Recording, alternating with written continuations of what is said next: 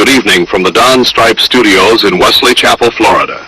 It's time for TBLOA's 2026 Officials Training Session number 4. Here's your host for tonight's training, David Elkis. Good evening, everybody. Welcome to session 4. This is going to be test prep. We have prepared all 50 questions from the USA lacrosse exam.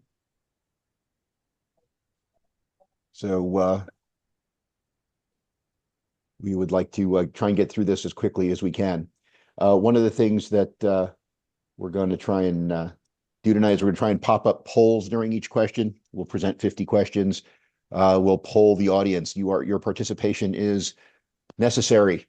We need to know what you think. We can't see how any one person answers the question, but we want to see how everybody answers the questions as a whole, so we know whether we need to spend time on it. If 90+% of us get it right, we can move on to the next question and keep moving and not waste your time with stuff you really know pretty well. So when you see polls, please answer reasonably quickly so that we can keep moving through this session. I do want to get everybody out of here in 2 hours. And like I said, there are 50 questions on the test. Got a few things we need to go over first. We're going to talk about some important dates for our TBLOA members, and then we'll jump into the test questions. Your training committee says hi, although only 3 of us are present right now. We all are pulling for you. All right, here we go. Social media. You can access TBLOA on Facebook, X, or YouTube at TBLaxRefs. For those of you who are watching this video on YouTube, you already know at TBLaxRefs on YouTube. But for the rest of you who need to catch up on some training, you can hop onto YouTube, go to at TBLaxRefs. You can subscribe to the channel, and every time we post, you'll get emailed when there's a new one up there. You can join our training group on Facebook. The shortcut name is TBLOA Training, but it's the TBLOA Training Group. And Mike and Tom post quizzes throughout the season, rules quizzes, that is, and some odd scenarios that guys run into that maybe they got right or maybe they got wrong, but we want to make sure everybody gets them right, so we'll go over those. If you've joined the TBLOA Training Group, you can join the National Men's Game Lacrosse Officials Group, and it's about 1,200 members, lacrosse officials from around the country. If you're a member of TBLOA training, you get into this group easy. If you're not a member of TBLOA training, you have to apply to join the men's game group. You must be a current or former official to get into the national group. We don't just let anybody in because they want to. They actually have to be an official, and we check. Also, if you were at our meeting over the weekend, thank you all for coming. You saw a lot of guys wearing TBLOA swag. If you want to pick some up, you can pick some up at our swag shop at swagshop.tbloa.org. Okay, now onto some real stuff. To be USA Lacrosse certified for 2026, you must have at one point in your career completed the boys rules course. If you're new and this is your first time officiating, you should have completed it prior to the start of new officials training. But if you go to your USA Lacrosse My Account page and click on My Transcript, you can scroll down to your 2026 boys certification, and there's a little eye on your head type of icon. If you click that, it'll show you everything you need to do to get certified, and that includes a rules exam for this year. If you're going to do youth games, if you're going to work youth level at tournaments, you need to pass the boys youth rules exam. If you intend on doing high school games, you should take the boys NFHS rules exam. That's what we're going to go over tonight. We're going to go over all the questions in this exam. They are, how shall I say, remarkably similar to the questions on the FHSAA exam. So remarkably similar that the answers are the same. So pay attention. Make sure you take the USA Lacrosse version of the exam first. It's a great practice exam. You get to take each question as many times as you need to get it right. FHSAA gives you 1 bite at the apple per question. So having the practice exam on USA Lacrosse is helpful for everybody. Once you've taken that exam, well, great. Now you can go through the FHSAA process. And if you have never registered with FHSAA, you need to do that through FHSAA.com, or if you already have an Arbiter account, go to Arbiter and go to the FHSAA Central Hub to register as a boys lacrosse official. Access the FHSAA course material and the exam, go to the FHSAA Central Hub and Arbiter. However, do not click on testing. This is counterintuitive. Do not click on testing. Click on sports, click on boys lacrosse. In the middle of the page, you will find the 2026 FHSAA official certification program instructions. Click on that link. It will open up a document in which there are 4 links, 2 for boys lacrosse and 2 for girls lacrosse. If this is your first, second, or third year officiating boys lacrosse, click on the apprentice link for boys lacrosse. And if it's your 4th or subsequent year, click on advanced. It will then open up the USA Lacrosse Learning Platform. You must log in using your USA Lacrosse account. It will then ask you to enroll in the course, and then it will present to you a series of videos prior to taking the exam. I strongly urge you to bookmark that page in your favorite browser. There are some incompatibilities with the Safari browser on Mac, so if you have a different browser and you're using a Macintosh, please think about using Chrome, Firefox, Opera, anything but Safari. Don't know why, it just doesn't like it. But it's easiest to get back to that page if you bookmark it. You must watch the videos in order. You must watch 80+% of the video to get credit. At the end of all of the videos, you will have unlocked the exam and you will be able to take the FHSA exam. Remember, you can only answer each question once. Once you submit your answer for a question, it's locked in, and having that USA Lacrosse practice exam will come in very handy. So please make sure you avail yourself of that. If you get lost and you forget these instructions, our YouTube channel has the instructions from last year on how to access the exam. You can go through that way as well. All right, just a quick reminder, if you have not renewed your Jessica Lunsford Act card for this year because your card was issued sometime before May of 2021, guess what? You're late. The first batch of those renewals went in already. You need to contact Mike Gunther via email with, lots of beating of the chest and mea culpa, because you're late. But get that to Mike as quickly as you can. You must have a JLA card to be on campus at any high school in the state of Florida. Several high schools will be checking for those cards. If you don't have one, they're going to send you home. So make sure you get that taken care of, please.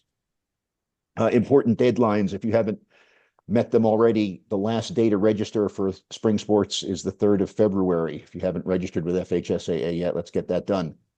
Similarly, the same day is the last day that you can take the FHSAA exam and still be eligible for postseason play. If you do not pass the exam by the 3rd, you can't take it on the 4th.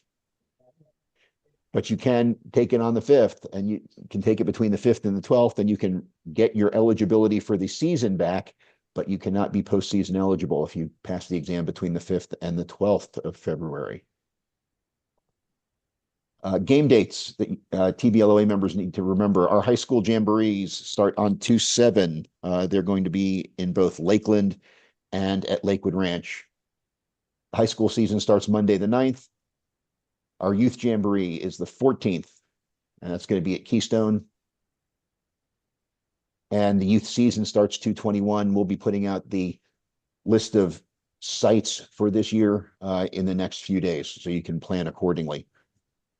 And TBLOA has scheduled our annual rules update meeting with coaches and athletic directors for next Wednesday, the 4th, at 6:30 p.m., immediately preceding our training number 5.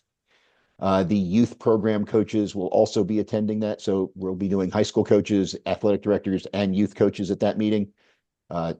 Members, you're welcome to attend, but you've seen the rules changes, I don't know how many times already, but that's what's going on, just so everybody's aware. Steve, Mike, anything you need to add at this point? No. Okay, let's move on. All right, we're going to just jump give just really quick before you move on, just a shout out to Scott Davey, who's helped us in as he's taken a sabbatical year with lacrosse, for all of his help with dealing with Hillsborough County. Oh, and the JLA stuff. Thank you. Okay, let's jump into some exam questions. Remember, we will be popping up polls as we go through this. So first up, question number 1. It's a true-false question. Tooth and mouth protectors may be any solid color, including white or clear? And we're going to get that poll up for you real quick.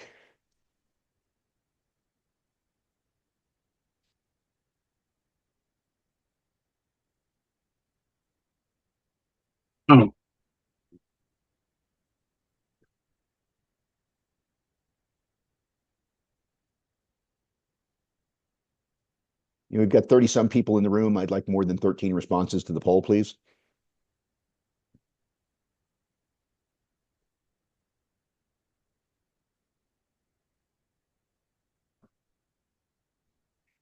Nope, doesn't look like anybody else wants to answer. Okay. So I think one of my co-hosts may have ended the poll prematurely. We've got 92% of the folks in here saying true, and true is, in fact, the correct answer.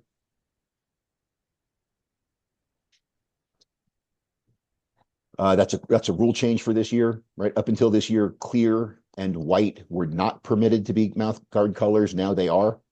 So let's remember that we see an all white or an all clear mouth guard. We don't have to raise our hand and go, hey, hey.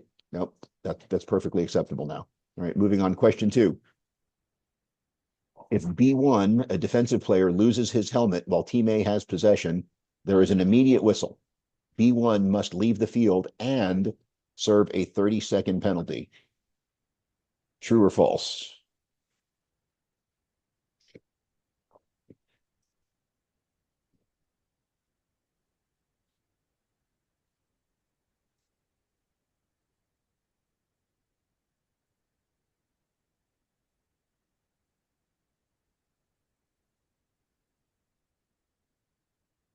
Okay. Looking at the results, 96% say true, 4% say false. This is a rule change for 2026. Yes, there is an immediate whistle, just like there was last year. But the key here is Team A has possession. Losing your helmet during play is a technical foul. Being Team A has possession and player from Team B lost their helmet, the answer to this question is true. B1 must serve a 30-second foul for having lost his helmet during play that his opponent had possession of the ball.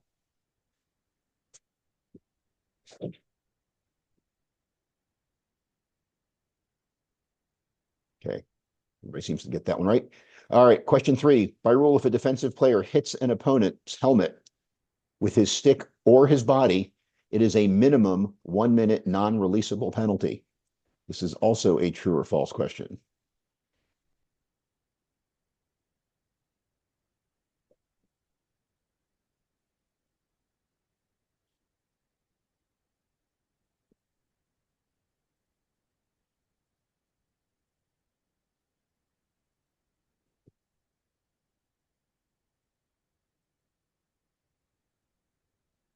Give it a few more seconds here. Please weigh in.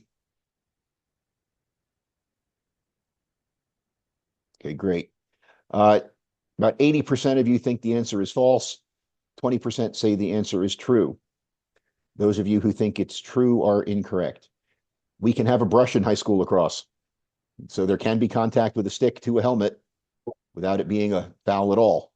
But your run-of-the-mill slash is a releasable foul, not a non-releasable foul. So the answer to this question is false.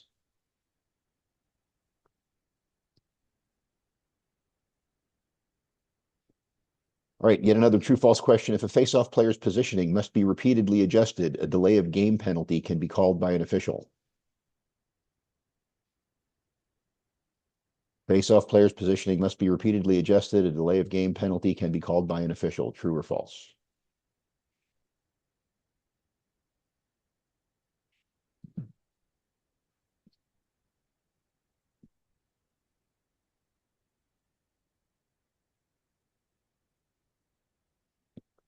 Twenty-seven out of 27 say true. I agree. That is true. Congratulations. We got that. We all got that one right. Nice work, everybody. I'm spending more time on that one. Okay, long one. After all penalties have been administered, when play was stopped inside of the offensive attack area, the ball will always, in all caps, be restarted by placing it laterally outside the goal area in the nearest alley from where the play ended. This again is a true or false question. There we go.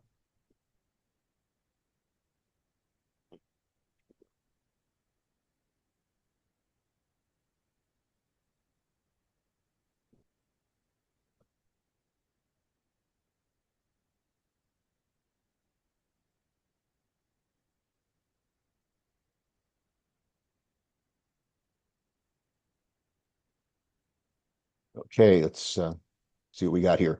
Again, 80% say true, 20% say false. This is a rule change for this year. And the key here is that we have a penalty. Penalty meaning time serving.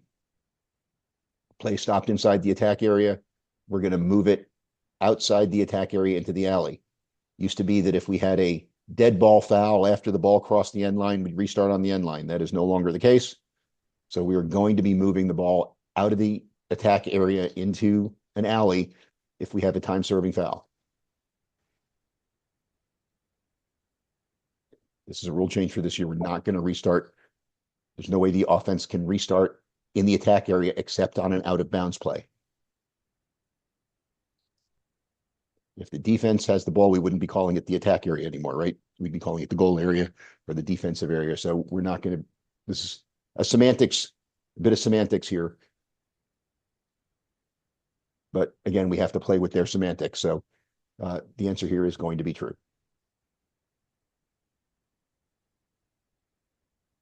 Next up, visual question. Which of these four photographs shows a player wearing his helmet properly? A, B, C, or D?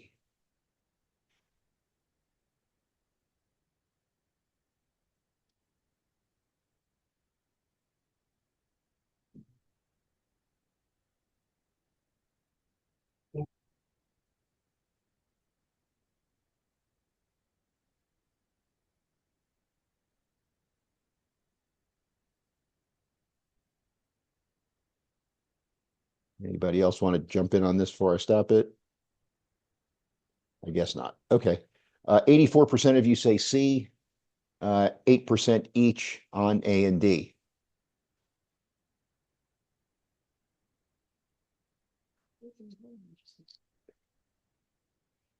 All right. So in A, we can see that the player's chin strap is below his chin, not on it. In B and D, the chin strap is on his mouth, not on his chin. The only person here who is wearing their helmet properly is, in fact, player C. Chin strap is on the chin. All 4 points of the chin strap are buckled. C is the correct answer. If we can't see a mouth, definitely not being worn properly.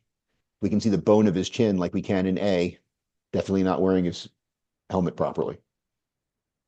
Remember, all equipment must be worn as the manufacturer intended, and no helmet manufacturer intended to have the cup of the chin strap anywhere but on the chin.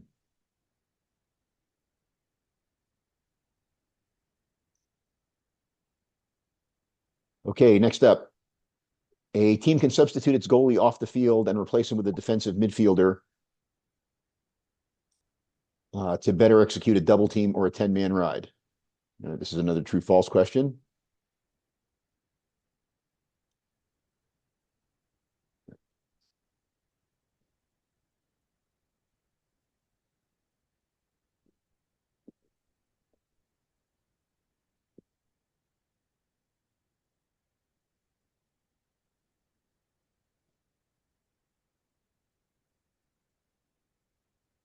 Okay, 96% of us agree that the answer is false, that a team must have a legally equipped goalkeeper on the field at all times, except when that goalkeeper leaves the crease and loses a piece of required equipment, we would treat him as a field player, but they still, in theory, have a goalie on the field.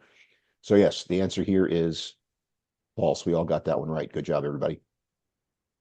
Moving on, may a coach put his legally equipped goalkeeper in their team's offensive half of the field and have 7 field players play defense? And the choices here are yes, but the defensive players are not allowed to enter the crease to assume the role of goalkeeper, or no, the goalie must play goalie and may not be in the team's offensive half of the field. This is a yes/no question. Hang on for me one sec. There we go.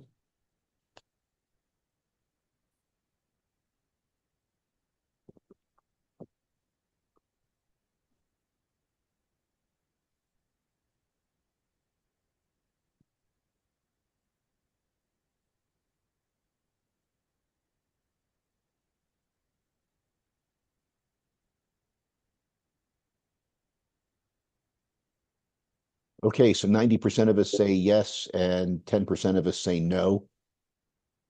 The 90% say yes, that goalie can go play attack, no problem, but no defensive players can jump in the crease. And the other 10% say no, the goalie's got to stay and play goalie. The correct answer here is, in fact, A. Goalkeeper can go play attack. And they can have 7 people on defense, but none of those 7 can jump in the crease with the perceived intent of blocking shots or acting as a goalkeeper. I have seen teams put their goalie on attack with possession of the ball in a last second situation because they figure no one's going to be able to check it out of his stick. Goalie might get beat up a little bit, but he should be able to get a shot off at least in the last couple of seconds without losing the ball. Perfectly legal as long as they don't exceed the number of players on the field or in either half of the field. It's fine. Okay, let's move on here. Before the start of a game, may the officials declare that the field is not in playable condition and cancel the game. Your choices are true. The official's authority begins when they arrive on the field, or B, false. Prior to the game, the home team's game management has the authority to determine if the field conditions are adequate. So A is true. The official's authority begin when they arrive on the field, or B, it's up to game management to decide whether the field's playable or not.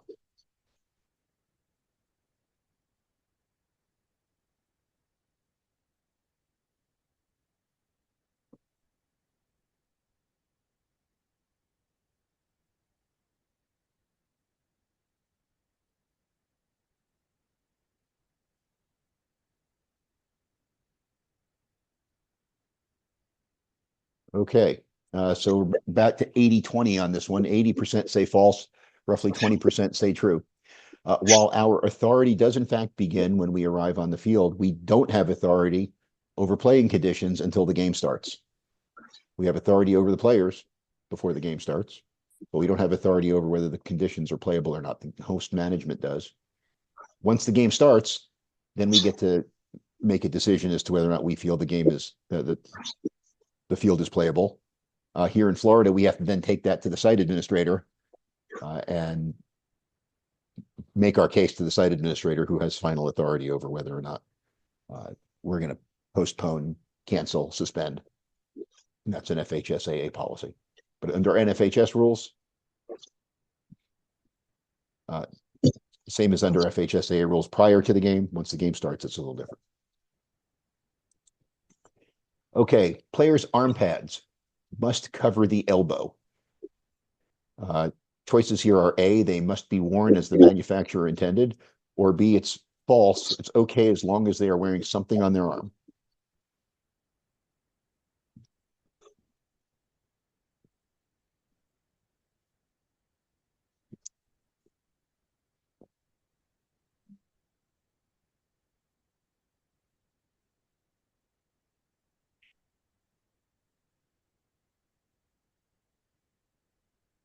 Okay, we have our second perfect score of the evening. Everybody agrees that the answer here is true, that arm pads must cover the elbow. Calling them arm pads is a misnomer. They are, in fact, elbow pads. Some of them are very small, and they covered none of the arm, but just the elbow. Even so, you'll see a lot of defensemen try to wear them as tricep pads and not cover their elbow at all. Technically, that is improperly wearing one's equipment, and it could be a foul of a 1-minute non-releasable, not properly wearing equipment foul. This is an opportunity for preventive officiating before the game. If you see somebody wearing their arm pads incorrectly, mention it to their head coach. And tell the coach, hey, coach, I'm not looking for it, but if your opponent asks for an equipment check on that kid, we're going to have to call it. So this is an opportunity to talk them into wearing their equipment properly and out of getting a dumb foul. Question 11, Team B is man down. A1 shoots. The ball is it says in flight. As the clock shows 00 and the horn sounds, ending the period. The goalie catches the ball after the horn sounds. How is the next period started? And let's remember here, Team B is man down. The period starts A with Team A in possession, B with Team B in possession, C, we need to face it off, or D, we need to go to alternate possession. So if the poll was covering the answers, A is team A's possession, B is team B's possession, C is face off, and D is alternate possession. Those are our choices.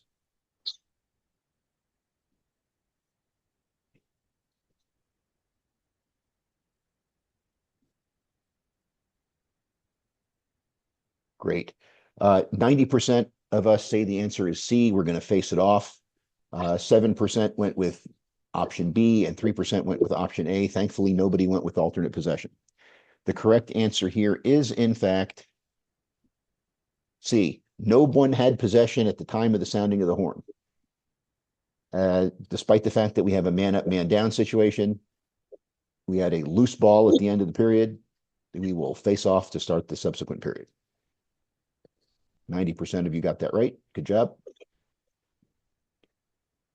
Question 12. 10-second count is on for Team A when Team A throws, carries, or passes the ball into his defensive half of the field. Is this an over and back? Yes or no?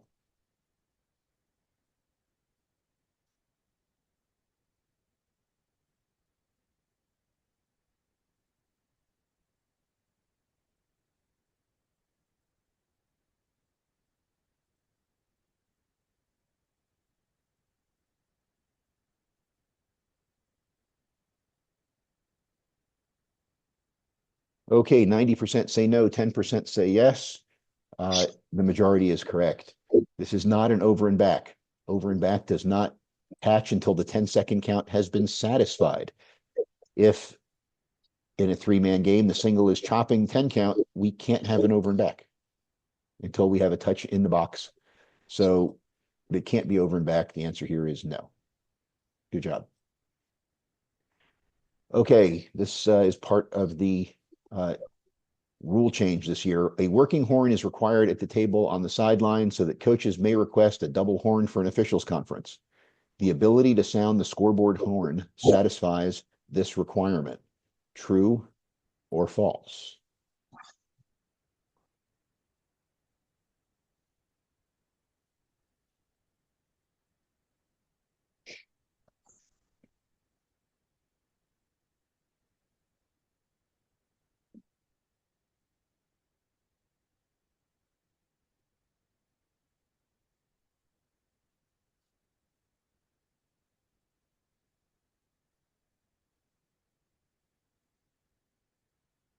Okay, we're about 80-20 on this. 80% says true, 20% says false.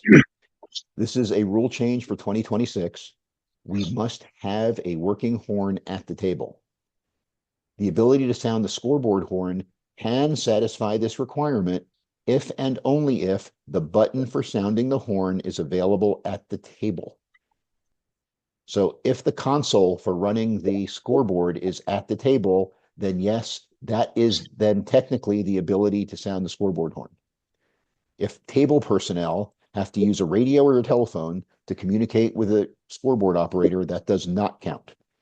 They must have the ability to push the button at the table or sound an air canister horn or sound something loud enough that sounds like a horn. If their phone can project all the way across the field, great. If it can't, doesn't count.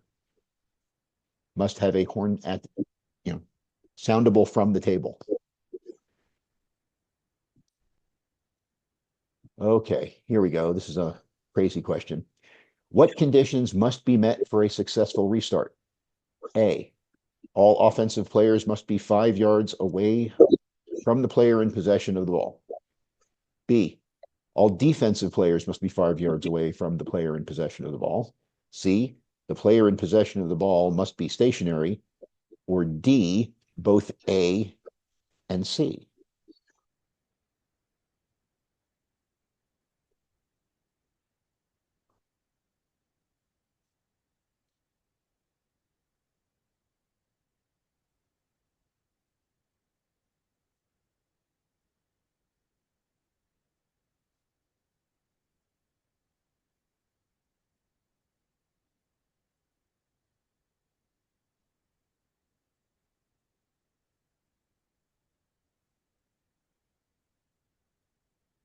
Okay, so 85% say both A and C.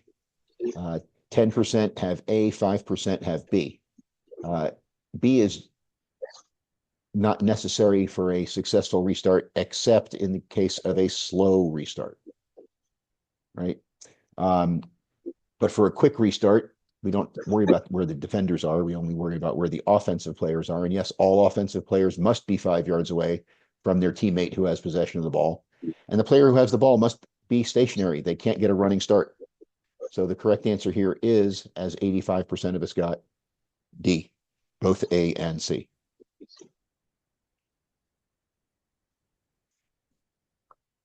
All right, now back to true false. It is a technical foul for holding if a player hooks, lifts, or pins an opponent's body with the cross. This is true or false, please.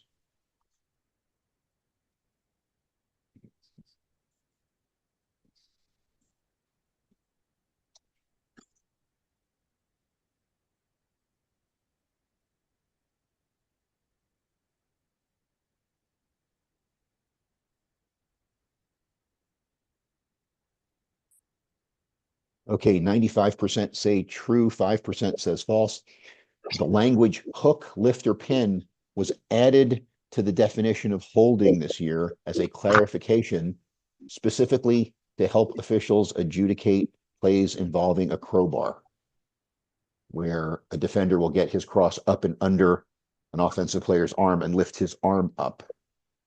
The simple act of lifting up the arm is not a hold, but if I lift your body up in the air, or I put you backwards, or I pin you to the ground, yes, I have committed a hold.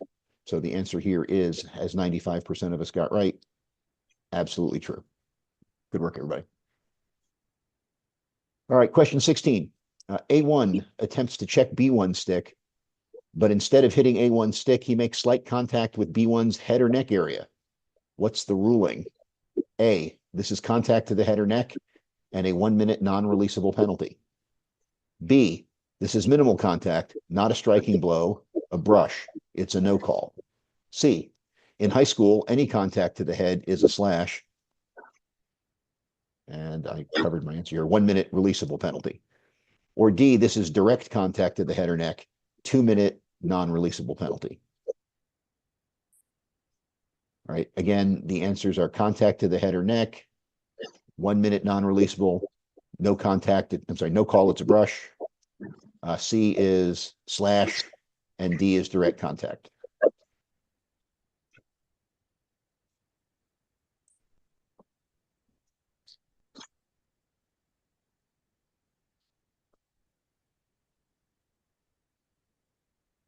Okay, let's see how we're doing here. All right, 90% say the answer is minimal contact, not a striking blow, it's a brush, and it's a no call. 7% went with contact to the head or neck, and it's a 1 minute non-releasable penalty. And one person said any contact to the head is a slash. In fact, C is just outright false. You can have contact to the head, which is just a brush. So C is false, is just a false statement. A, if we have contact to the head or neck and a 1 minute non-releasable penalty, it would have had to have been a good check that started good, finished bad. We don't have that here either. This is, in fact, a brush. Rule 5.7 defines a slash as a definite strike or blow, and this is specifically slight contact. So this is a no call. B is your correct answer.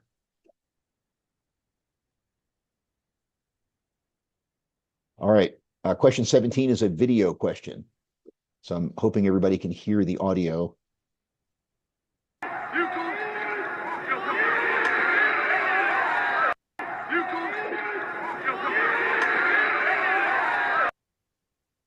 All right, and the question posed is, after watching that video, what is the correct call?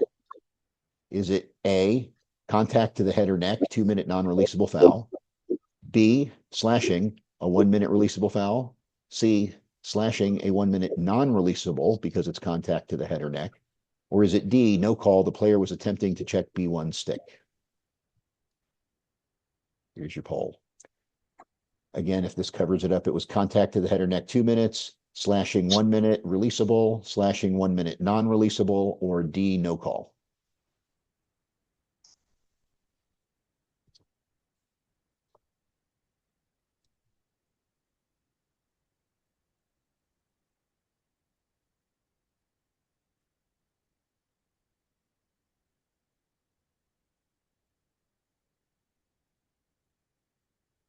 right.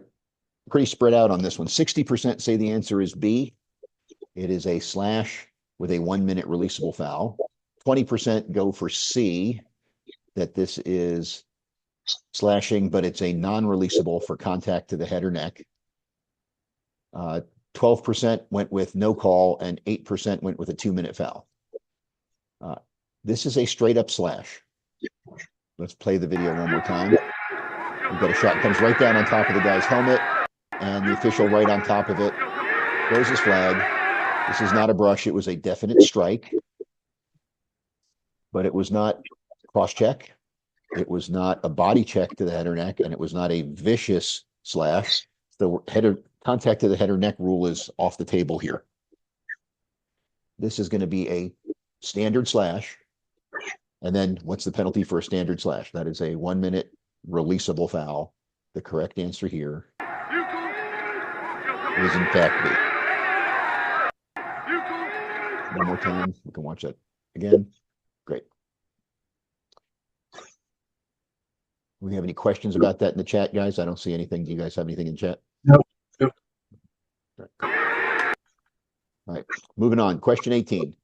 B2 with possession has both hands on his own cross. A1 repeatedly beats on B2's lower gloved hand, making no attempt to dislodge the ball. What is the proper call here?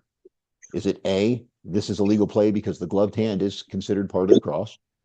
Is it B, the official must warn A1 to, quote, get stick? Is it C, A1 is slashing, so we have a flag down? Or is it D, both A and B? It's legal and we must warn to get stick.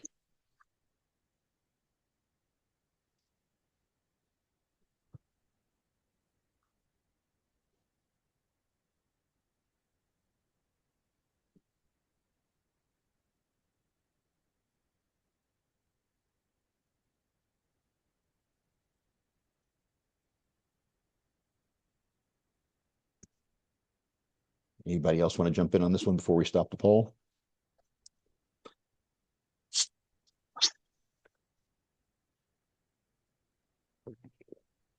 All right, 70% have weighed in with the answer being C, that this is a slash and a flag.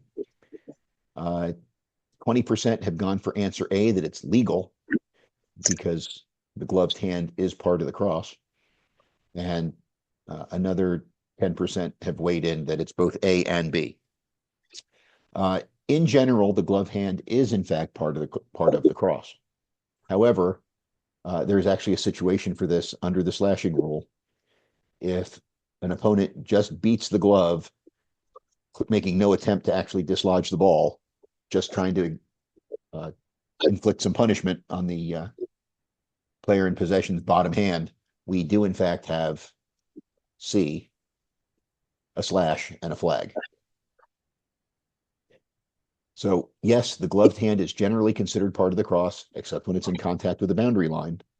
But in this case, we have B2 just trying to inflict punishment, right? If he hits the glove once, he hits the glove twice, yes, we might actually, but if he does it 3 times in a row and there's no attempt to dislodge the ball, he's just trying to beat the heck out of the kid, it's slash. Dave, the only thing is that if he's going to hit the glove hand, if he's just tapping the glove hand, 2-3 times, and he's not really delivering a blow, it's when he's really bringing it hard, heavy, and he's pounding on that bottom hand with no attempt to dislodge the ball. Then that's what.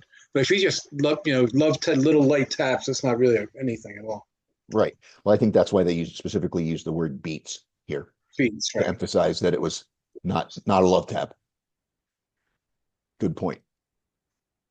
Okay, question 19. B1 has possession. A1 initiates an excessive, violent, or uncontrolled slash to A1's head or neck area. All right, this is an excessive, violent, or uncontrolled slash to A1's head or neck area. What is the ruling? A 1 minute slash, releasable. B, a 1 minute slash, non-releasable. C, a 2 or 3 minute releasable foul. Or D, a 2 or 3 minute non-releasable foul with possible ejection. So I think they gave you the whole ramp there. 1 minute releasable, 1 minute non-releasable, 2 or 3 minute releasable, or 2 or 3 minute non-releasable with possible ejection.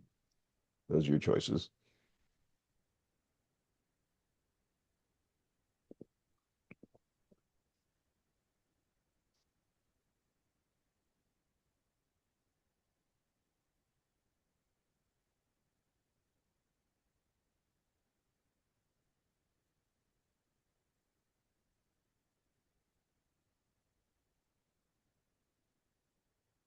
Okay, 92% say D, 2 or 3 minute non-releasable foul with possible ejection. One person went with C, a 2 or 3 minute releasable foul, and one person went with a standard run-of-the-mill slash. The language here we have to look at is excessive, violent, or uncontrolled slash to the head or neck area. All right, so excessive, violent, or uncontrolled is going to be an elevated slash if it just makes it to the body, right? It's going to be elevated to at least a 2 or 3 minute slash. But then we've involved the head and neck area. So we have excessive, violent, or uncontrolled slash to the head and neck area. By rule, this is a 2 or 3 minute non-releasable foul. And we can and probably should be getting together to discuss a possible ejection. This sounds like a non-lacrosse play, the way they've written this question.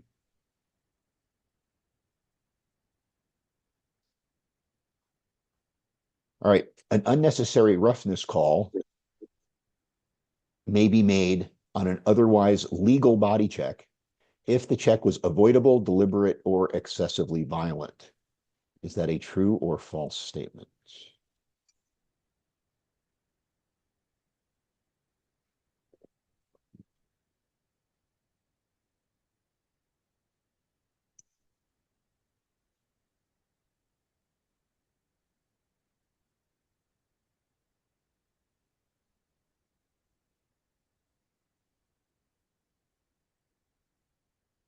Okay, 96% say true, 4% says false.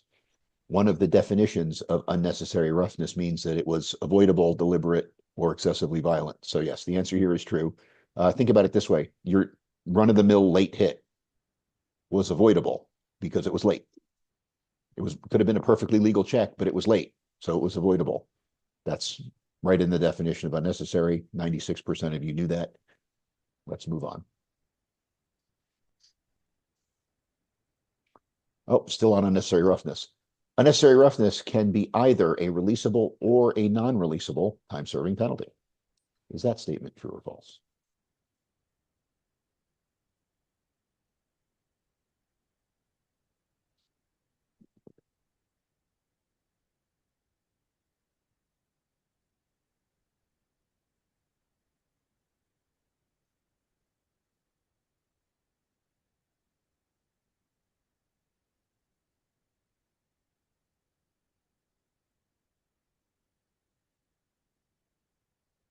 Okay, as a group, we are split 50-50 as to whether unnecessary roughness can be releasable or non-releasable. The correct answer here is false. Unnecessary roughness is always a releasable foul. All of the fouls you think of as non-releasable, contact to the head or neck, those are illegal body checks. And they're signaled as an illegal body check with contact to the head or neck. It's not an unnecessary roughness. Unnecessary roughness fouls are releasable. So if you've got, hitting a defenseless player, it's an illegal body check. It's not unnecessary roughness. Right. So if you call unnecessary roughness, you can't lock it in. There's no provision for that under the rules. Right, next up, A1 with possession of the ball advances towards stationary B1 and with a bull dodge, deliberately runs over B1. Is that A, legal, B, unnecessary roughness, C, warding, or D, tripping? A, legal, B, UNR, C, warding, or D, tripping?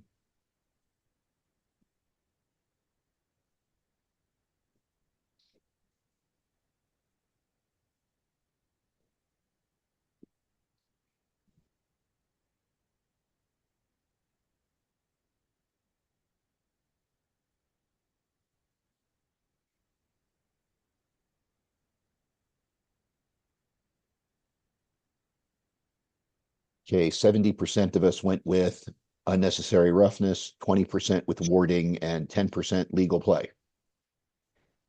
In high school lacrosse, even if you had both hands on your cross, you cannot bull dodge and run over a defender. You are allowed with both hands on your cross to move your opponent's cross out of your way, but you can't move your opponent's body out of your way. The general rule is offense cannot initiate contact. So in this case, not only did he initiate contact, he ran a kid over. So it's definitely not a legal play. It's not warding because he moved. Let's assume for the moment he has both hands on his stick, but it doesn't really matter. You ran the kid over. We're not looking at a ward here. We are definitely going with answer B, unnecessary roughness. So the way to remember this is if you have one hand on your cross, you can't do anything. I can't use my free arm or any part of my body to move my opponent's cross or body because I have one hand on my stick. I can't do anything to move my opponent. I can absorb a blow with my free hand, but that's pretty much all I can do. If I have two hands on my stick, I can use my elbow to move my opponent's cross out of the way. Right? I can use my arm and move my opponent's cross, but I can't move his body. If I move his body, I am guilty of committing a warding infraction. If I put my opponent on the ground, I have committed an unnecessary roughness infraction.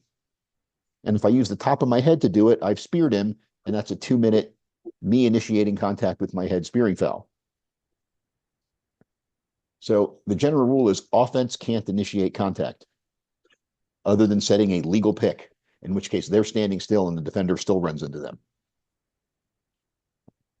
So team in possession of the ball can't initiate contact, general rule of thumb. Okay, so here's another one with warding. A1 with possession of the ball advances toward B1 and with two hands on his stick uses his arm to push and move B1's body. Is this legal? Is this UNR? Is this warding or is this tripping? Well, I think I just gave you all the answer inadvertently, but here we go.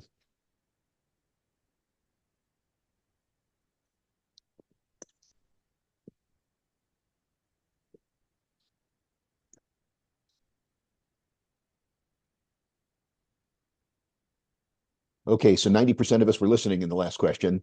I used my arm to move my opponent's body while I have possession of the ball. That is a ward.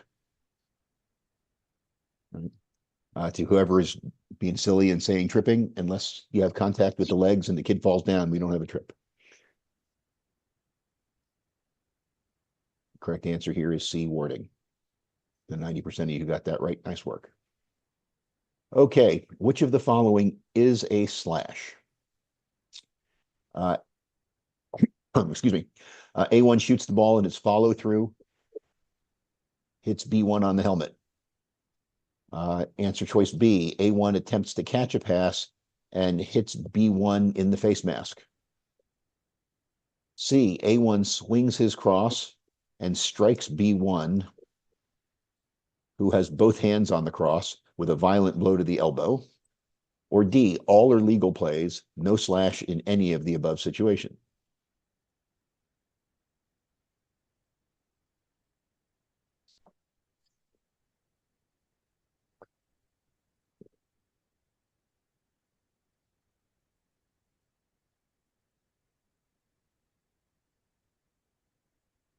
Okay, 100% have settled on the correct answer, which is in fact C. Good work, everybody.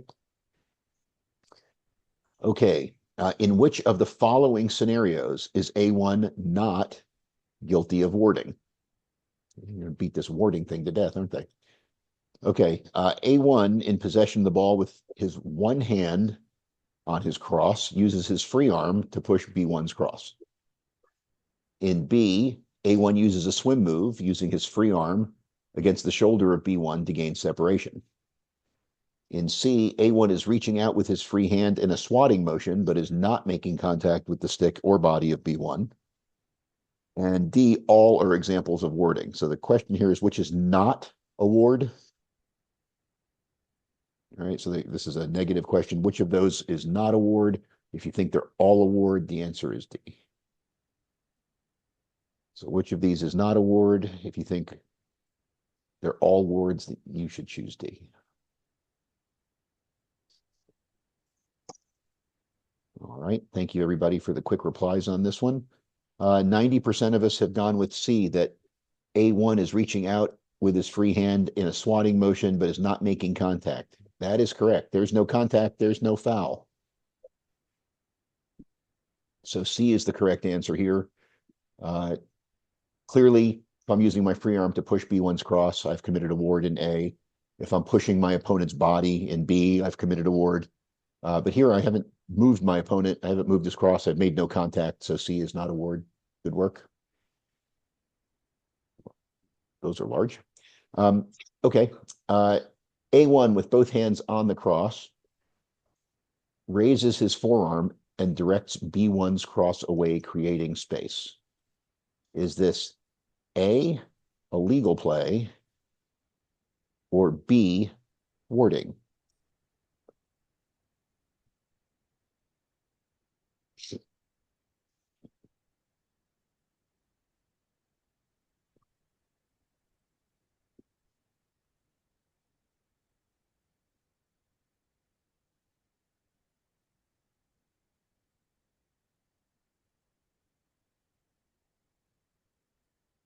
Okay, 90% have said A, legal play, 10% have gone with warding.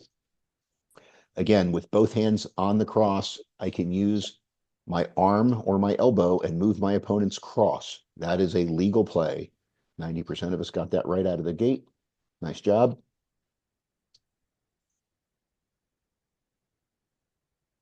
Okay, here's another one, very similar. A1 with both hands on his cross raises his forearm and directs B1's body away, creating space. Is this a legal play or is this a warding?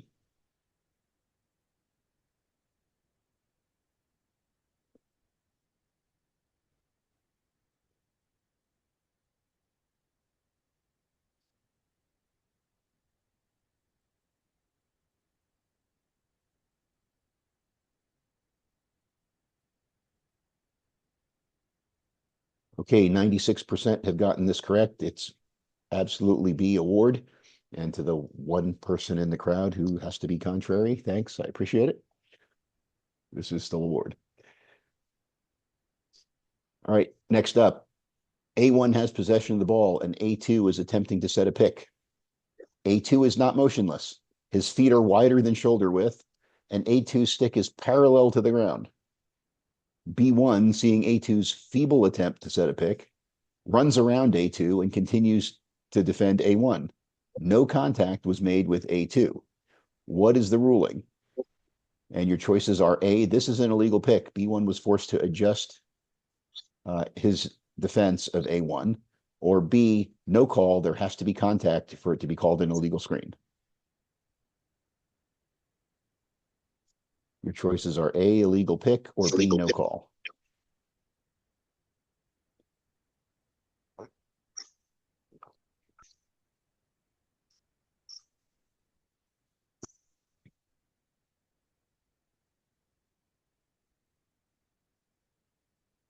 Okay, 80% have gone with no call, 20% have said illegal pick.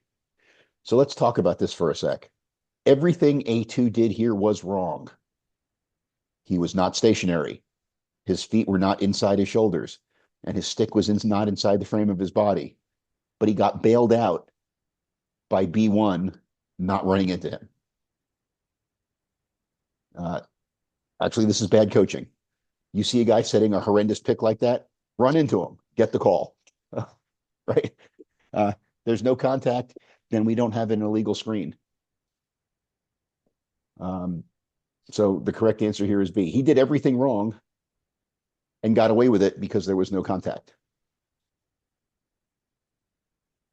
So B1 disadvantaged himself in this instance by going around the illegal screen. No call is the correct answer. All right, which of the following situations would result in a play on? All right, which of the following situations are going to result in a play on? A, goalkeeper interference by A1 while the goalkeeper B1 is in the crease.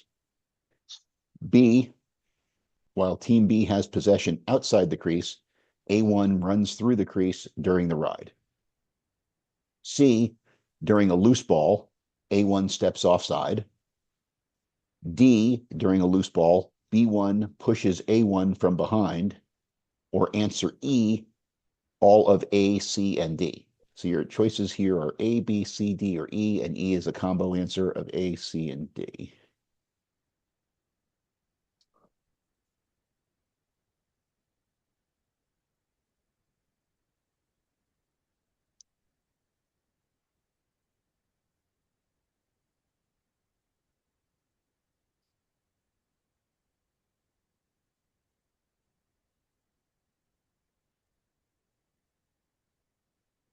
Okay, 92% went with answer E. The combination of A, C, and D are all play-ons.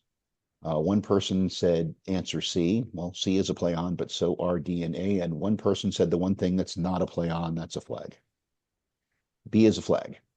Team B has possession outside the crease, and A1 steps through the crease. That is going to be a flag down, slow whistle situation. All the others are, in fact, play-ons. Good work. Okay, next up. Goalkeeper B1's out of the crease, clearing the ball. A1 legally checks B1's stick, causing a loose ball and causing B1's stick to break. A1 now has possession. What should the officials do? Should they A, immediately whistle, allow B1 to get a new stick, and award the ball to Team A? Should they B, allow play to continue? B1 is considered a field player outside of the crease.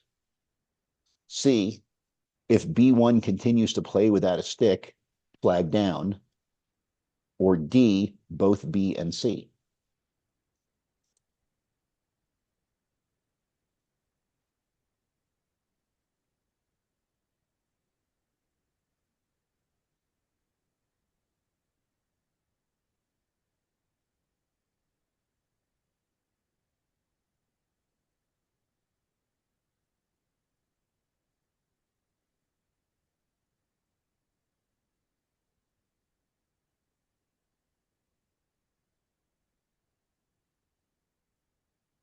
All right, 76% have opted for both B and C. Answer D, that is.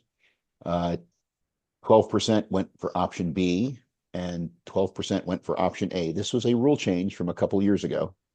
A goalkeeper outside the crease is considered to be a field player.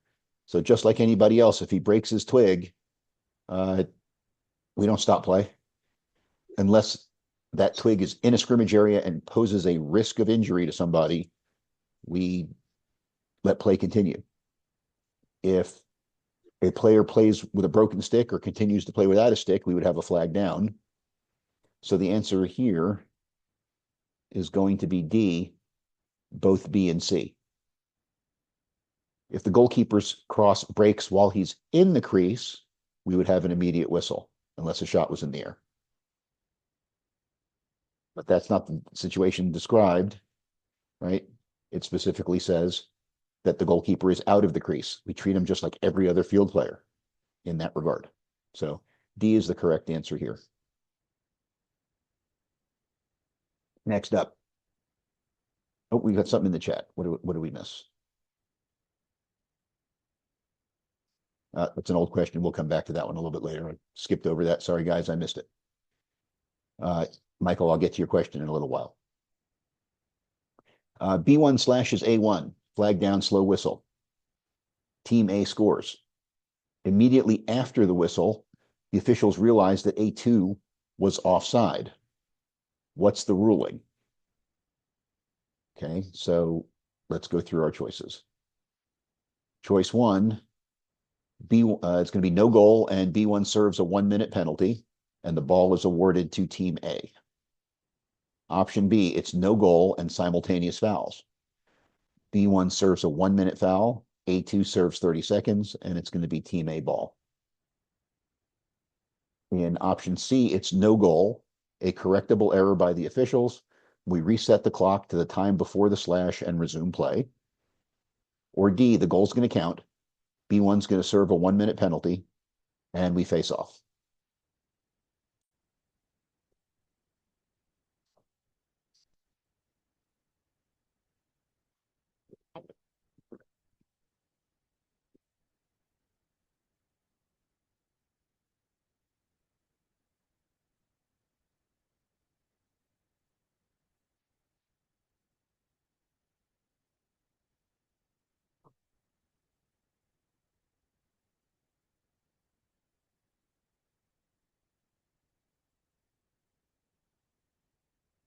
Okay, 2/3 of us have opted for option A, that it will be no goal, that B1 is going to serve a 1-minute penalty, and we're going to award the ball to Team A.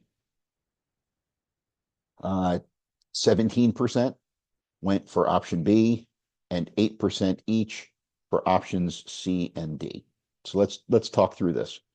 We have a flag down slow whistle for B's foul, which means A1 has possession of the ball goes in the net, and we realize that A was offsides. One of the reasons that we do not count a goal is because the scoring team was in fact offsides at the time of the goal. So that goal's not going to count. So what we have effectively is a technical foul on the offense, which has the effect of basically killing the play. Right? We should have killed the play before the shot. We didn't notice, but we got it before the face-off. So we're going to wind this backwards a little bit. So there is no goal. We have a flag down on B, the technical foul on A. You work it through the simultaneous fouls process. If the team in possession commits only technical fouls, they don't serve any time. So B1's going to serve. A's not going to serve. A's going to keep the ball because the flag down denotes possession. The answer here is, in fact, A.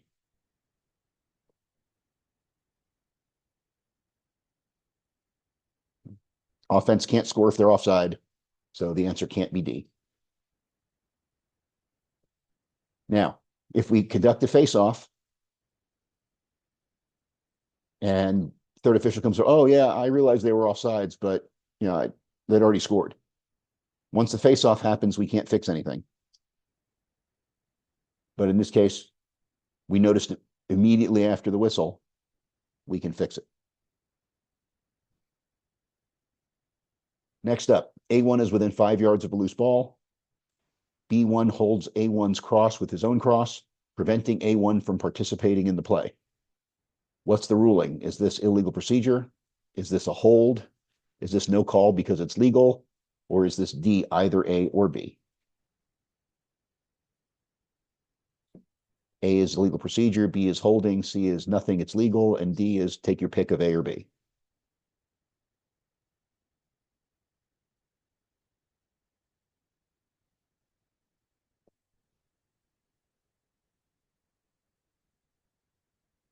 Okay, 95% of us got this right. The answer here is no call. This is legal. It is legal to hold your opponent's cross with your own cross when your opponent is within 5 yards of a loose ball. This is a legal hold. The answer here is C. The other 5% of us went for holding. It is in fact a hold, but it is a legal hold. Okay, next up here, true-false question. No defensive player other than a properly equipped goalkeeper can enter the team's own crease with the perceived intent of blocking a shot or acting as a goalkeeper. Violations will result in a personal foul for illegal equipment and will be administered as a non-releasable foul. Is this a true or false statement? Sorry, messed that up there. Let's try it again. There we go.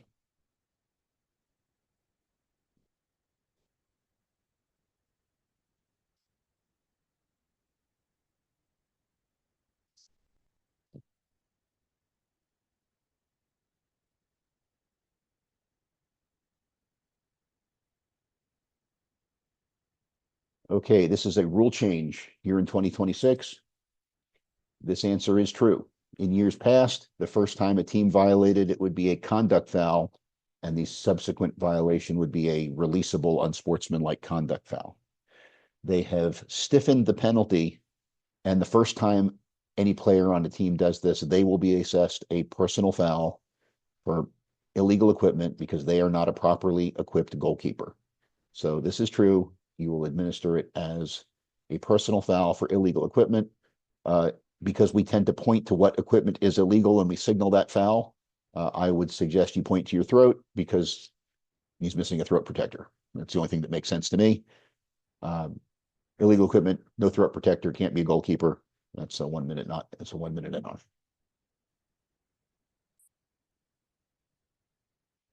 All right, question 34. A1 receives a 30-second penalty.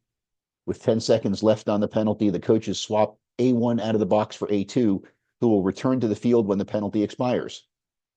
A1 then substitutes back on the field and Team A scores a goal. What's the ruling? Your choices are A, goal counts. This is not a problem because A2 was serving the penalty for A1. Option B, no goal. It's going to be Team B's ball. A1 must be replaced by another player. Option C, there's no goal. A1 must serve the remaining time in the penalty, and it's going to be Team B's ball. Or no goal. A1 must serve the remaining 10 seconds of the penalty, and A1 must serve an additional 30 seconds for illegal procedure. So 3 of these choices say no goal. One of them is a goal, and then you got to figure out how you're going to handle it if you do choose one of the no goal options.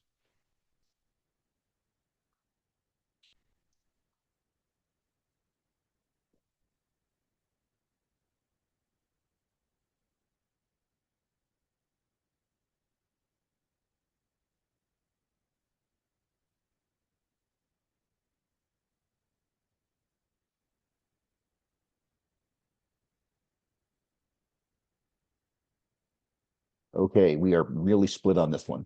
44% each for options C and D, 4% for B, and 8% for A. The fact that there's 1 option for goal and 3 options for no goal as a testing strategy, probably going to be no goal.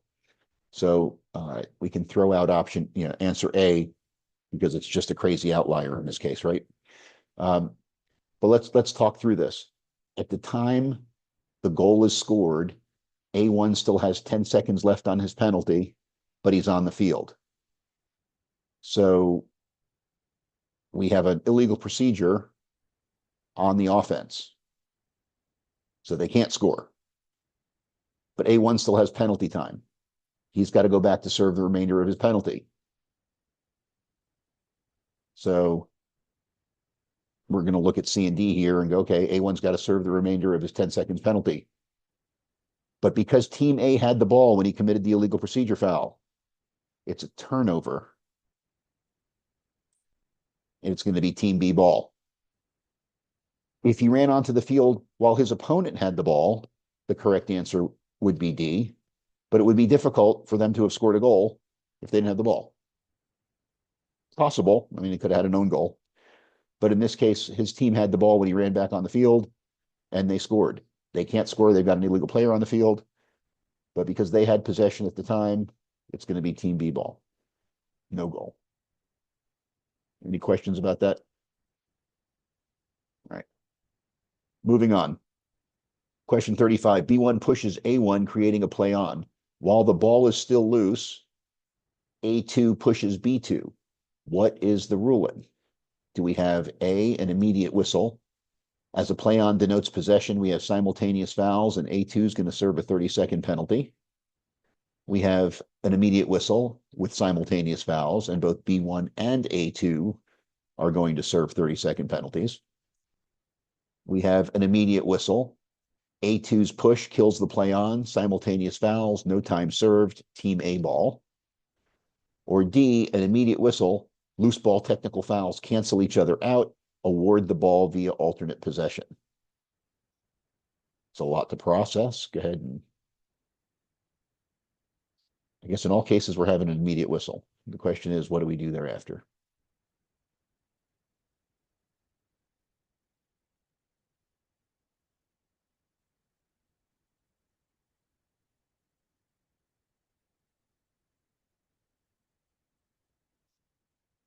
All right, we've got 70% for option C, 20% for option D, 10% for option B. All right, we already discussed that we're going to have an immediate whistle. From the most technical perspective of the rules, yes, we do in fact have simultaneous fouls, but all fouls are technical, so nobody's going to serve. The question is now, who's going to get the ball? Well, the answer is B1 pushed first. The play on was in A's favor. That play on denotes possession. Therefore, the correct answer is C. A2's push kills the play on. Right, technical foul by the offense kills the play on.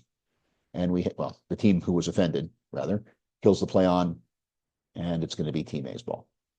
So 70%, not terrible. Moving on.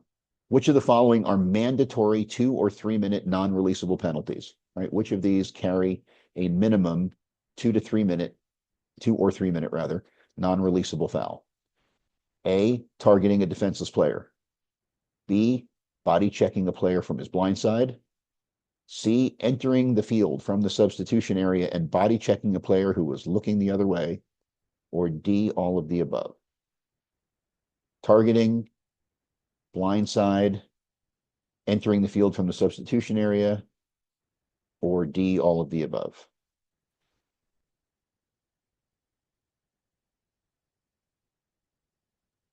Okay, we are at 98% got this one correct. All of these are 2 or 3 minute non-releasable fouls. Good work, everybody. Right, question 37. A1 scores a goal. Team B requests a stick check on A2, who assisted on the goal. A2 stick is illegal. What is the ruling? In A, we have no goal and a 2-minute non-releasable penalty on A2. In B, we have a goal and the penalty is wiped out by the goal. In C, we have a goal and a 2-minute non-releasable penalty on A2. And in D, this looks remarkably like A, but it's a 2-minute non-release. Oh, this one's, I'm sorry, it's a 2-minute releasable penalty on A2. So that's the difference between A and D. In A, it's non-releasable. In D, it's releasable. B, the penalty is wiped out by the goal. And C, the goal counts. And we have a 2-minute non-releasable foul on A2. Right. I got confused.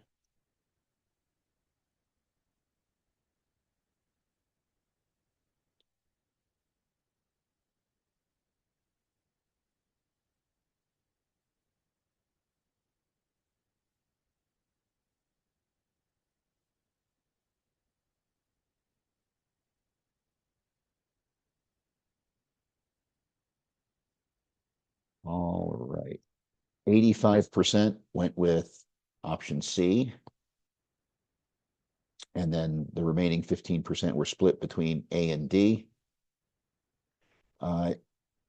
This goal is going to count. The only way we're going to wipe out the goal is if the illegal stick is the goal scorer. So we're going to count the goal. All fouls for illegal sticks in high school are 2-minute non-releasable fouls. So the combination thereof, we have a goal followed by a 2-minute non-releasable penalty on A2. And because this is a dead ball foul, we're going to not face off. We're going to award the ball to Team B at midfield.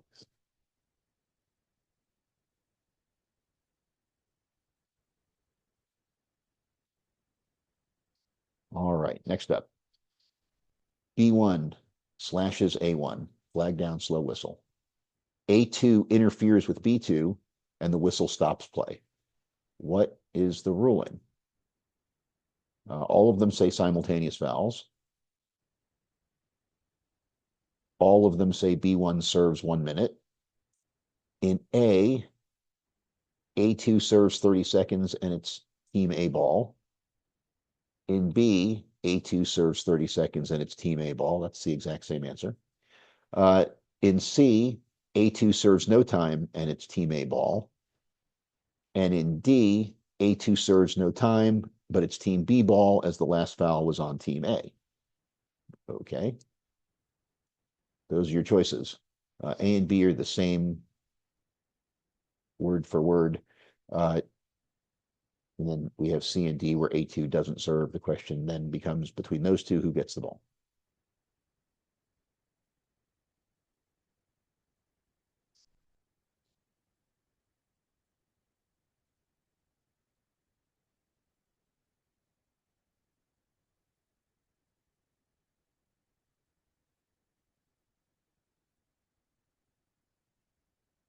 All right. So we're pretty split here too. 60% went with option C, 20% with option D, 16 with B, and 4 with A.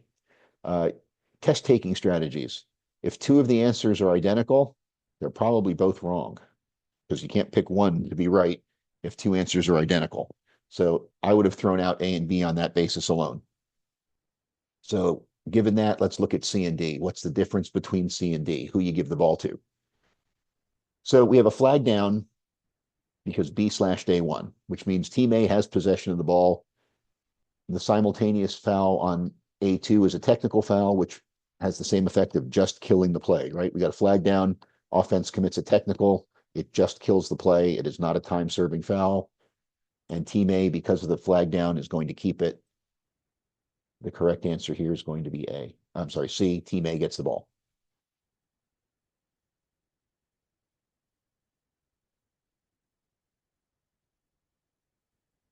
Okay, this is a video question, and we do have some weirdness about this. The restart is going to occur right here, where I'm using the laser pointer. Blue's goalie is going to put the ball on the ground so that White can pick it up. And then we're going to have a whistle. But this restart's actually happening over here, despite players flying around all over. It's hard to pick it up if you're not looking for it. So the restart's going on right over here. The question is this a proper and legal restart?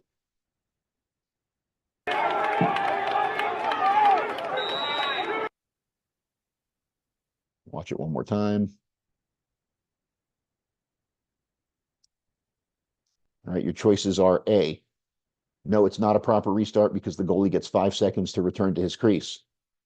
B, this is not a proper restart because the opposing team was in 5 yards of the ball. No, because both teams must have an opportunity to substitute players before play can be restarted. Or yes, play is restarted once the offensive team is ready.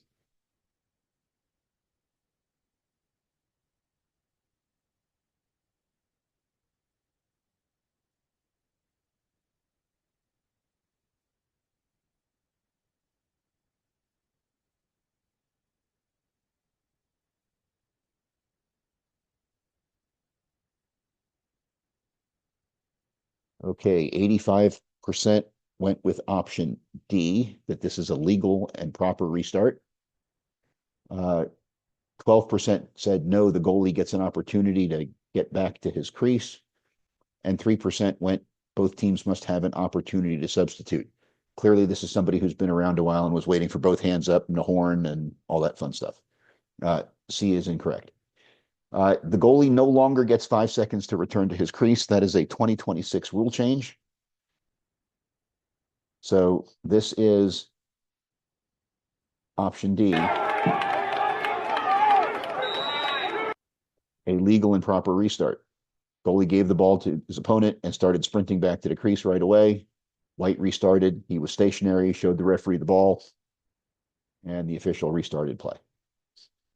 Answer D, this is a legal play. Okay, A1 passes to A2. While the ball is in flight, B2 commits a personal foul. What is the ruling? Is it A, an immediate whistle? A ball in flight is a loose ball, so we need to kill it. Or B, flag down, slow whistle.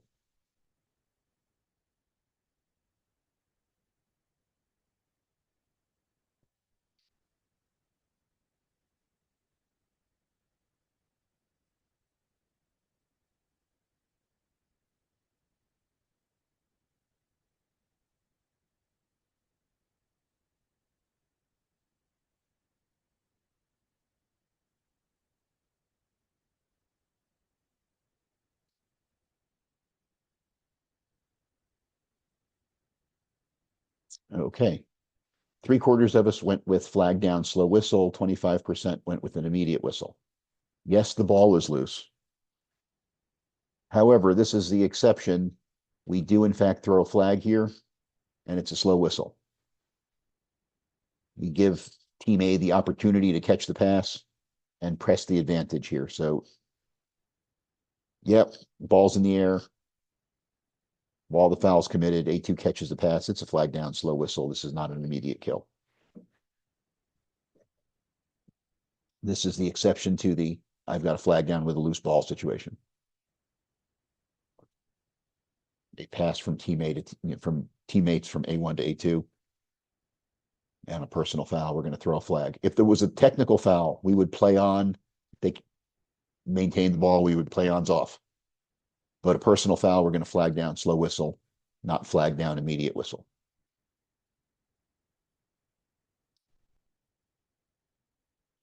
All right, next up, there's a flag down.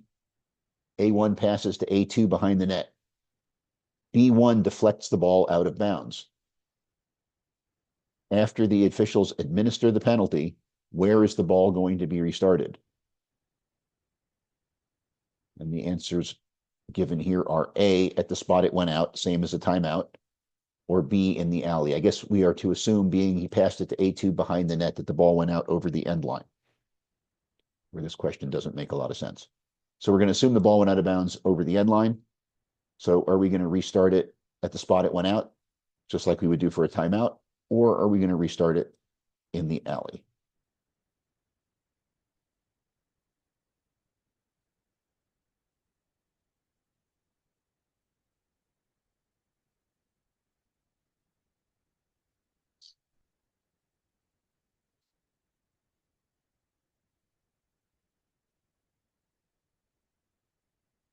Okay, we got a 90-10 split on 90% saying in the alley, 10% saying at the spot it went out of bounds.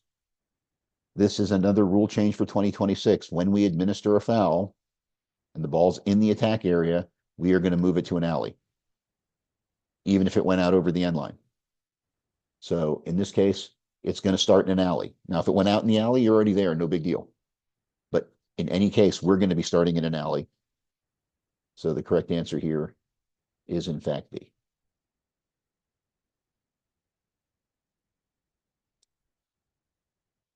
All right, this is another one of those rule change questions.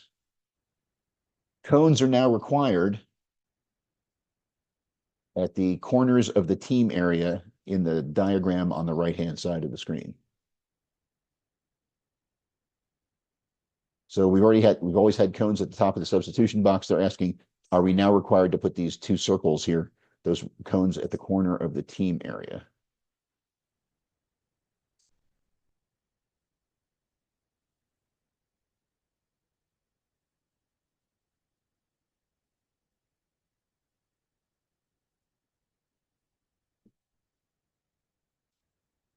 Ciento por ciento, 100%.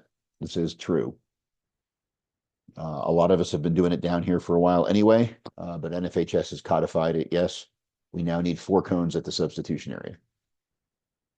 You can use soft pylons for the team area. If they're soft pylons, can't use hard pylons. They can be cones or soft pylons. Thank you, Mr. Leary, for pointing that out this weekend. I appreciate that. All right, next up, during play, B1 slashes A1, flag down. A1 throws the ball out of bounds and the whistle blows, stopping play. During the dead ball, A1 commits a conduct foul. What is the ruling? Your choices are A, B1 serves 1 minute, A1 serves 30 seconds, Team A keeps the ball. In B, B1 serves 1 minute, A1 serves 30 seconds, but Team B gets the ball. In C, B1 serves a minute, A1 serves no time, and Team B gets the ball. In D, B1 serves 1 minute, A1 serves no time, and A gets the ball.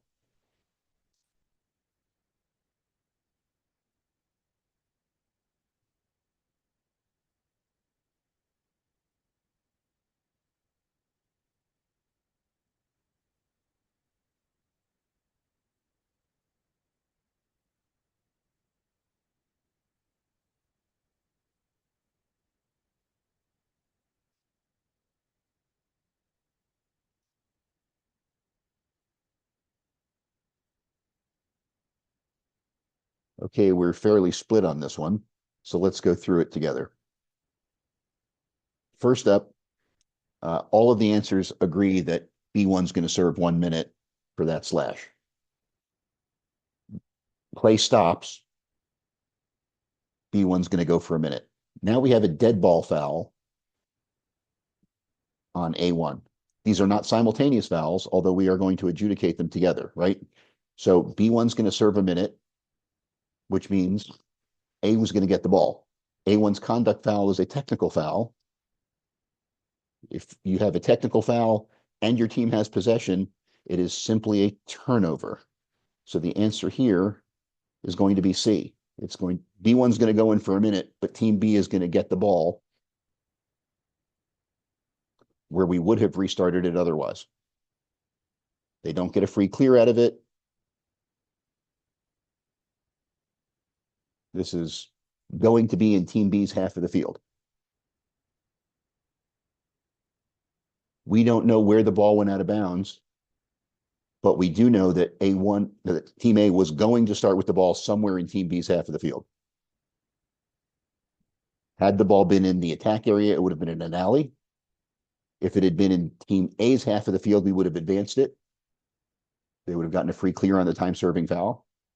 So somewhere in team B's half of the field, team B is going to restart with the ball based on where we would have given the ball to team A.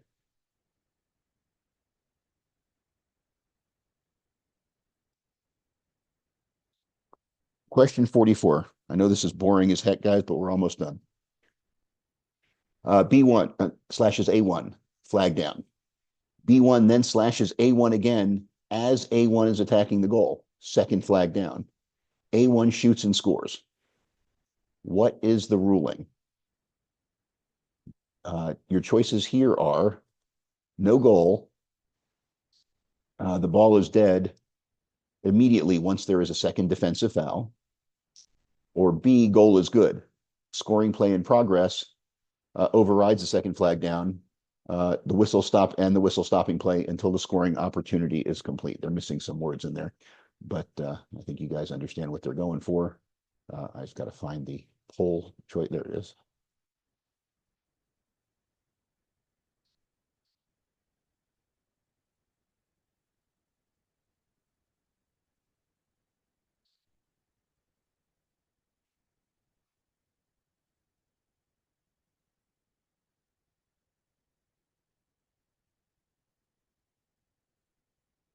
– 96% went with option B. The goal is good. A second flag down, you can stop play unless there is a scoring opportunity in progress, right? We've got a scoring play going on. Guys going to the goal. We're not stopping play. We could have 3 flags. We could have 4 if he gets whacked a bunch of times as he's going to the cage. But as long as that ball is, as Hank Stram would say, matriculating down the field towards a goal, yep, we're going to let play continue. This is a good goal, and we're going to adjudicate both fouls. B1's going to go for 2 slashes. So at least 2 minutes here of releasable penalty. Oh, this is a lot of words. After the whistle blows, stopping play. So after the whistle blows, okay, B1 slashes A1. A1 then retaliates and slashes B1. What is the ruling? A1 and B1 both serve 1 minute non-releasable penalties, award possession via alternate possession. A1 and B1 both serve 1 minute non-releasable penalties, and it will be team A ball. C, A1 and B1 both serve 1 minute non-releasable penalties, and it will be team B ball. Or D, offsetting penalties cancel each other out. The team that had possession or was entitled to possession keeps possession. If no possession, award via alternate possession. That was a lot of stuff. All right. So the first 3 have A1 and B1 both serving 1 minute non-releasable fouls, and then you have to decide who gets the ball. And D is cancel it out, figure out who had possession, and if nobody had possession, go AP. There's your summary of choices. A, B, C, or D.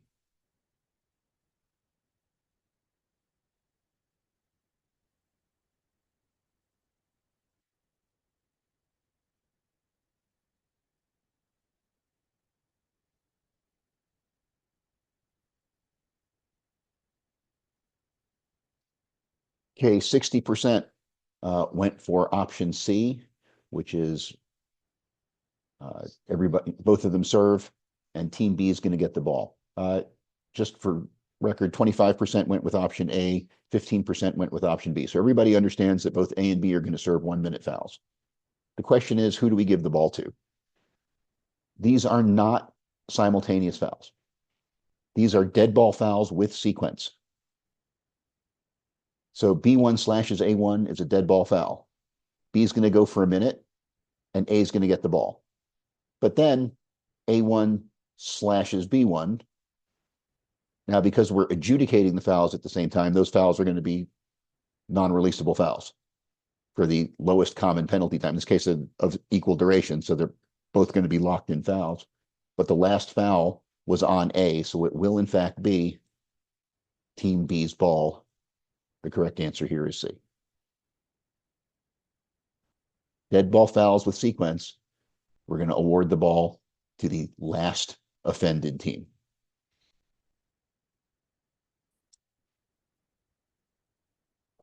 Question 46. A shot is taken. While the ball is in flight, the horn sounds to end the period. In which of the following situations would we disallow a goal? All right. Option A, ball hits the goalie and deflects into the goal. C, the ball deflects off a defensive player and into the goal. In C, the ball deflects off of an offensive player into the goal. And D, in all instances, the goal is good. A, it hits the goalie, B, it hits a defender, C, it hits an offensive player, and D, it doesn't matter. It's going to be good in all cases.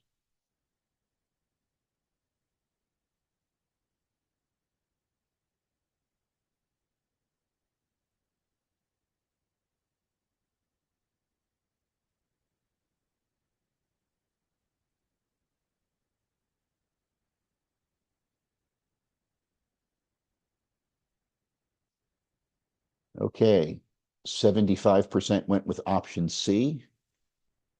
12% said it's good in all cases. In A and B, it's definitely a good goal. Hit off the defense.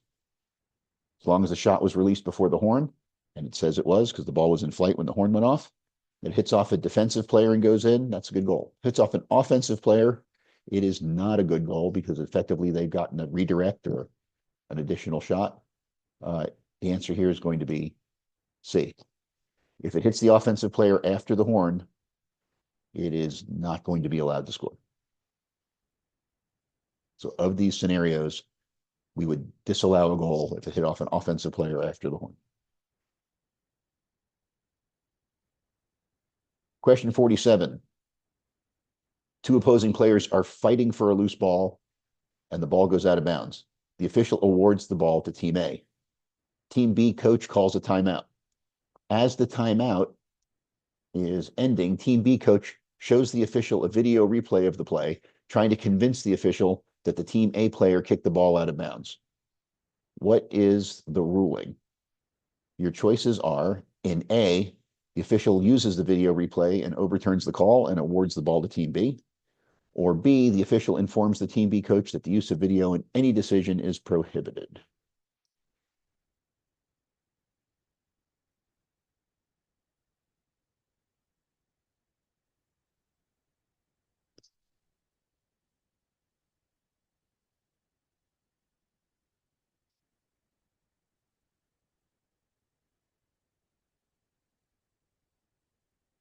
Okay, 95% went with option B. The use of video in any decision is prohibited. That is correct. We don't get to use video replay in high school, and we rarely get to use it in college around here too. But the correct answer is in high school, we tell the coach, hey, we can't use any video. Judgment call's been made.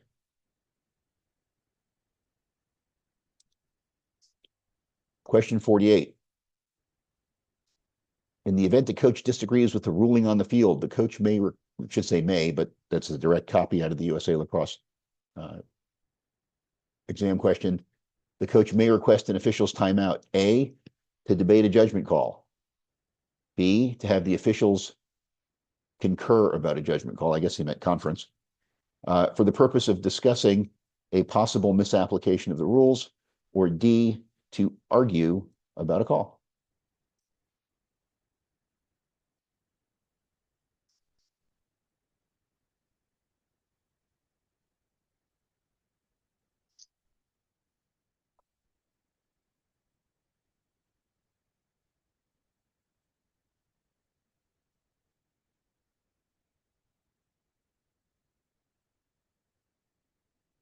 All right, cool. Over 90% of us know that this is right in Rule 713. This is why we have to have a horn at the table and the ability to blow the horn from the table. In case the coach believes that we actually misapplied a rule, he can ask for a conference.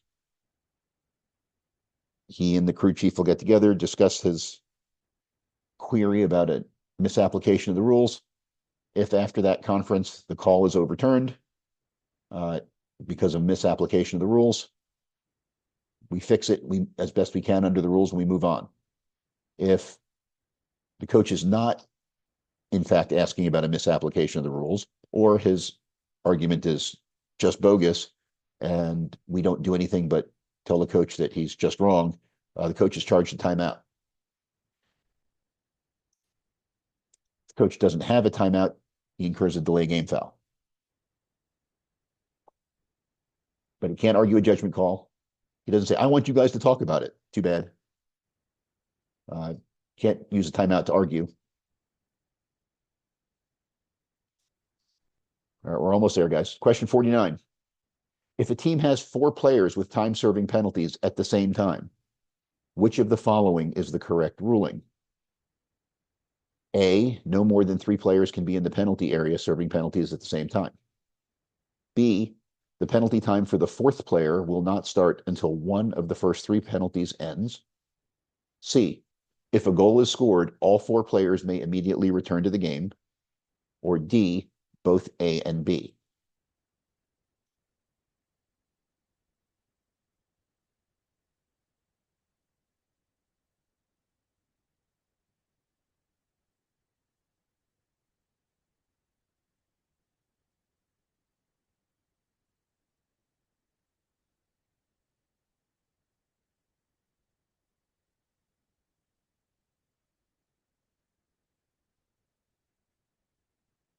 Uh, 85% went with option D, 11% with option B, and 1% with option C. Being 3 players can be in the penalty box serving penalties at the same time, that 4th player's penalty has not started yet. If all fouls are releasable fouls and a goal is scored, the 3 players serving penalty time are released, but not the 4th, because as B properly states, the penalty time for the 4th player doesn't begin until one of the first 3 ends. A and B are both true. C is false. The correct answer here is D.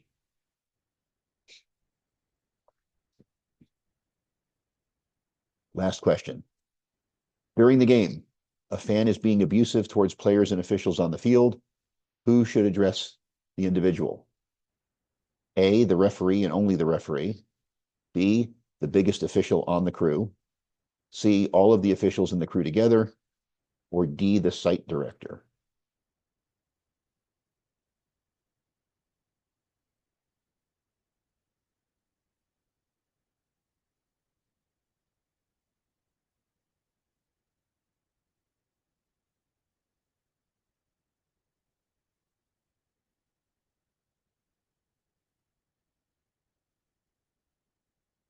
Okay, over 90% got this one correct. The proper procedure, if you have abusive fans, is to stop play, get the site director involved, and ask the site director to address the problem. If the problem persists to the point where it has become a distraction to both players and officials, you can ask the site director to have that individual removed. But the correct answer is the site director should address the individual. Don't get me wrong, we got some guys in our association who are some pretty big dudes and are fairly intimidating, but let the site director handle it.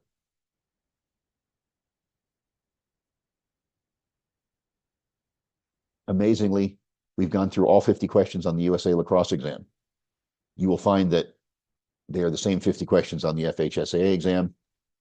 So anybody have any questions about these questions? I don't see anything in the chat.